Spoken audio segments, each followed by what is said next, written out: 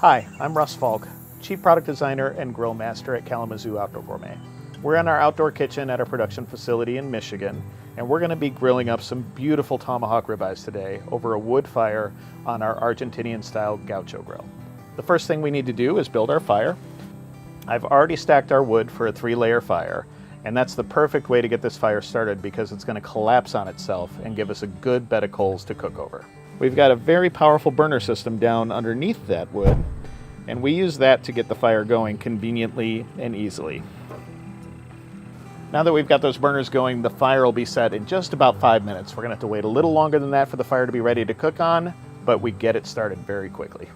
When we're cooking such gorgeous pieces of meat, one thing that I really like to do is lightly score the outside. The most flavor on a wonderful grilled steak comes from the Maillard reaction, that caramelization of the sugars and proteins when they react to the fire. And when we do this, when we score it like this, it increases the surface area and dramatically increases the amount of Maillard reaction you're going to get. And that results in even more flavor. So we're going about a 1/4 inch apart. We're being careful not to really slice in.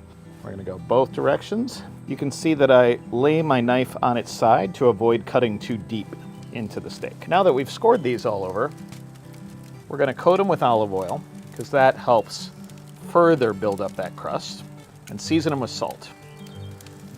But we're not going to stop there. I've got an amazing glaze for you that we're going to throw together to build up even more rich layers of flavor.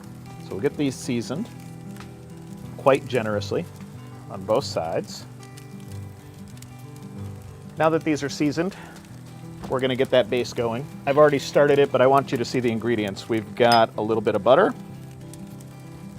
some olive oil, a bit of bourbon barrel maple syrup, and some 9-year-old Sherry Solera aged vinegar. I love that vinegar. And then for even more flavor, we've got a couple smashed cloves of garlic. And I've got this little herb brush that we've fashioned out of fresh thyme. We're going to use that for basting the steaks on the grill. We're going to get the essential oils out of the thyme as we do that to build up even more flavor. Right before putting the steaks on the grill, I want to insert our Steak Champ meat thermometer. These are an electronic thermometer that we actually sell, and we sell them because they're so reliable. It has never steered me wrong. It always tells me exactly when to remove the steak. You need a good thick steak to use these. I recommend at least a 3/4 inch thick steak, and we just insert it right down the middle. There's a little LED in there that flashes different colors to tell me how we're doing. Our fire is ready for cooking. We're just going to break it down and rearrange the logs a little bit here. It's going to be a good bed of embers for grilling our steaks over. And now that I've got that done, I want to put in a couple extra pieces of wood. I'm going to keep those off to the side, so I'm always ready to replenish my fire so we can cook for the duration. And now we are ready.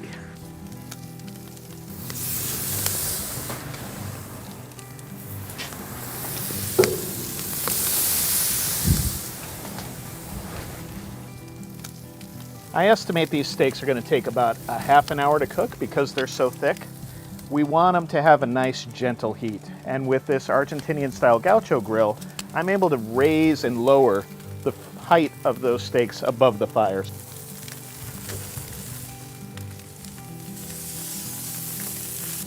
Once we've flipped our steaks for the first time, we're going to start using our glaze, and that's going to help build up even more of a beautiful brown crust on the outside. We want to get a good rich browning on both sides, and after we've done that, we're going to start flipping a lot more frequently.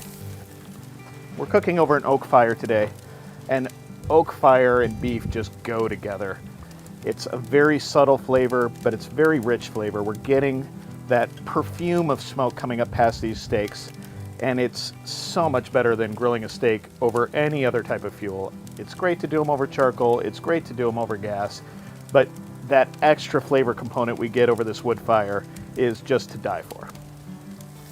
We're going to bring this down to brown them a little more.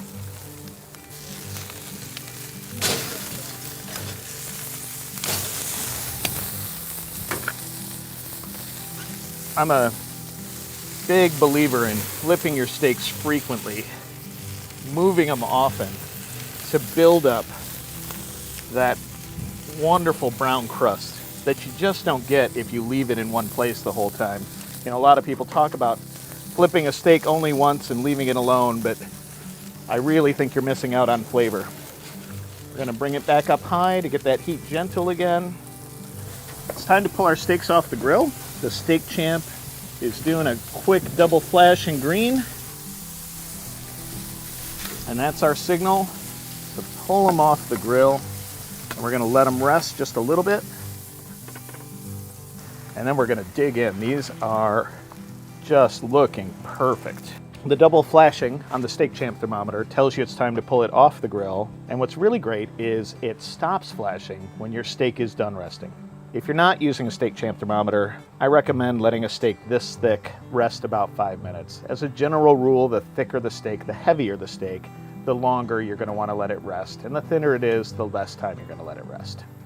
Let's cut into these beauties and see how we have done. I love the look of this browned exterior. I mean, it's gonna be nice and tender and super flavorful.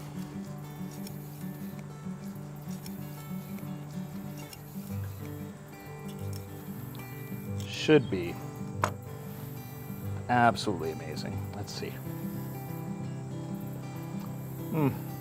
This is so good. We've got that complex flavor from the outside, that little bit of vinegar, the maple syrup, the garlic, the fresh thyme, and that smoke just coming through it all. And the meat is just perfect.